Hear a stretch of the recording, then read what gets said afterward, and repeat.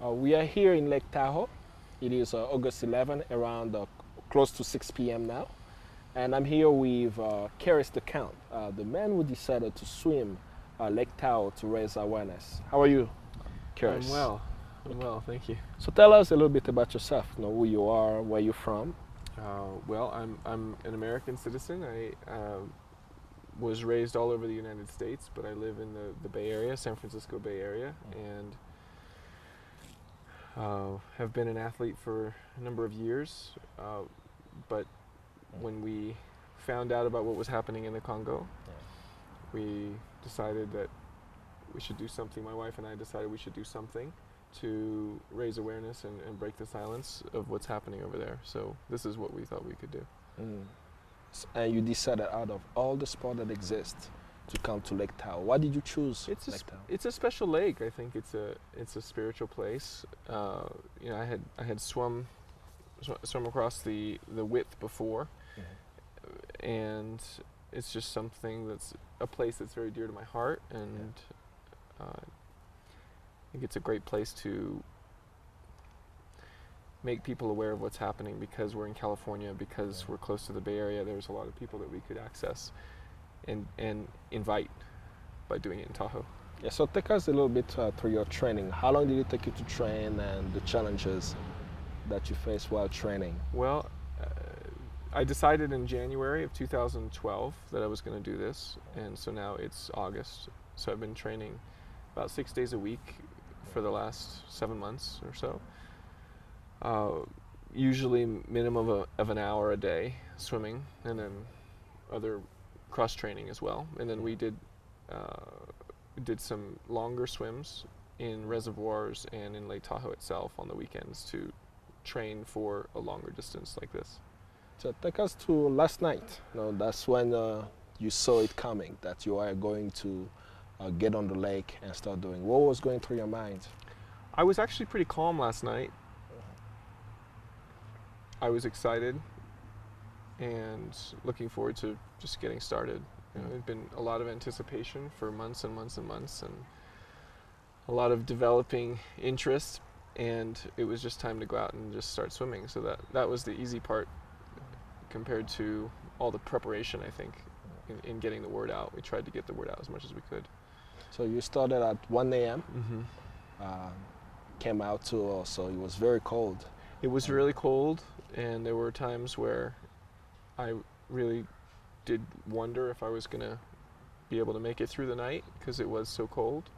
And I just kept trying to think of the people that were counting on me to do it, and I did not want to look them in the face in the morning and tell them I didn't make it. So that was really what kept me going, and thinking about the people in the Congo who you shared this with, that know about the swim, that were hoping for some good news.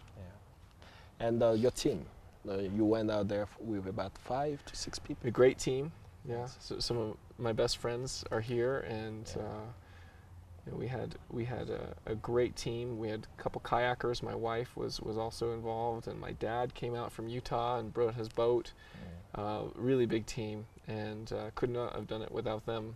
No way. So they stayed up all night and made sure that I was taken care of, and that made all the difference. So now let's go through the challenges through the swim. Like during the night and during the day, what are the challenges? Or what would you have done differently? What you think were some of the challenges, and how you feeling too? Sure. Challenges, I think, for this particular swim were the cold in the night.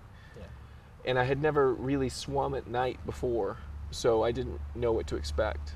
And I knew that it was 2:30 in the morning, and I still had till at least 6 before it started to warm up. And I didn't know if it was going to drop even further in temperature. So that was one thing mentally and physically. Dealing with nausea. Sometimes when you're doing these types of swims, what you're eating doesn't always agree with your stomach, even though you have to put it in. So that was also there.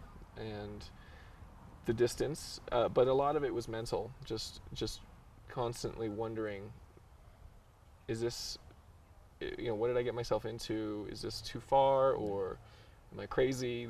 All those things are going on in your head, and especially at night, you feel like, where is the sun? When is it going to come? So that's also, you have to really coach yourself mentally. Where do you pull the energy? Because I spoke to Mike earlier about keeping you focused on the swimming, but going through a dark night event, going through the end of the swim, like outside of the people's support, where did you get the strength? Because when your body freezes, your muscles hurt, something else is pushing you forward. Yes, and I think, like I said, I think it really was the fact that I knew people were counting on some good news in the morning. And I know that you've shared it with a lot of people in the Congo that are being very brave in the face of potential violence, and I wanted them to have something good to think about, and to know that someone out there and a group of people out in America care about them, and I wasn't going to quit. 20.75, that's the final count. What do you feel? I feel good. I feel a little tired. I rested for a few hours and I feel better now. So just feel like I went dancing, stayed out late basically, but I feel good, and I think I'll just continue to recoup. But it's a good feeling to know that it's behind us and it's done, and hopefully did something good for some people. Definitely. I know more people know about the situation before and even after because of what you actually did. And my only disappointment is I didn't get to see the Kambale dance in the water. Yes. I heard it, but I wish I could have seen you do that in the water. But the last question I left for you, you know what's happening in the Congo. And one of the things that I always share with people is when people in the Congo know that others outside are fighting for them, it gives them strength to continue the battle. So I know they will hear this video. I know they'll hear this message. I mean, what do you have for them to take from your action here? And whatever word that you have to share with the Congolese people. I think that, the team here that's been working on the swim and on other events that we've been organizing, we have been coming from the place of, it's not fair, it's not right what's happening to you, and it shouldn't happen to anyone.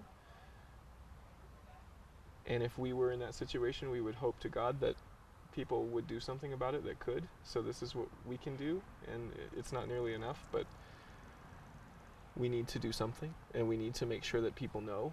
And too many Americans don't have any idea what's happening over there, and so we want you to know that we love you, and we are thinking about you, and pray for you. And just the thought of the loss that some of you have had and seen in your life, I can't imagine that.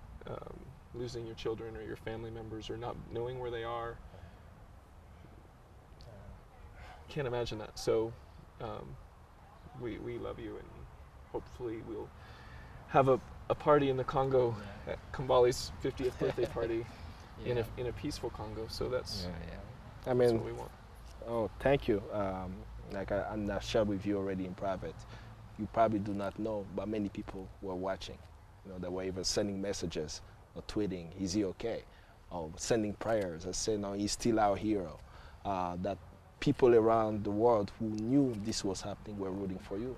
20.75 miles, that's a long distance to do it, especially for a cause. Many people do this type of action because of a prize or some type of fame, but you did it for a cause. You say what is happening there it's not right, like, as you share, and then using your own talent to do that. So saying that, thank you for all the Congolese people, maybe preposterous, but for myself, I thank you for taking the courage to get into the water.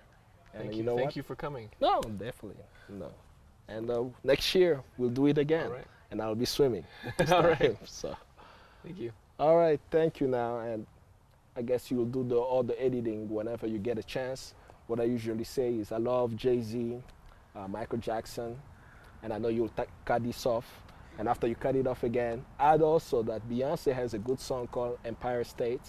Oh, by the way, this is the blooper side. You guys didn't get like what's going on, you know. But you know, I'm really excited. The water is beautiful. You know, Lake Tahoe is a beautiful, beautiful place, and I'm 20 miles. And who do they call you? Does Michael Phelps even exist? You know, like Michael Phelps, he has nothing on you. Like what? What did he do? Just a little small boat, pool, and he did his thing. He went back and he got a gold medal. You know, so that's definitely impressive. So, and I know many people. I know I'm inspired. Anybody inspired here? I know I am. You know, 20 miles. So thank you. All right.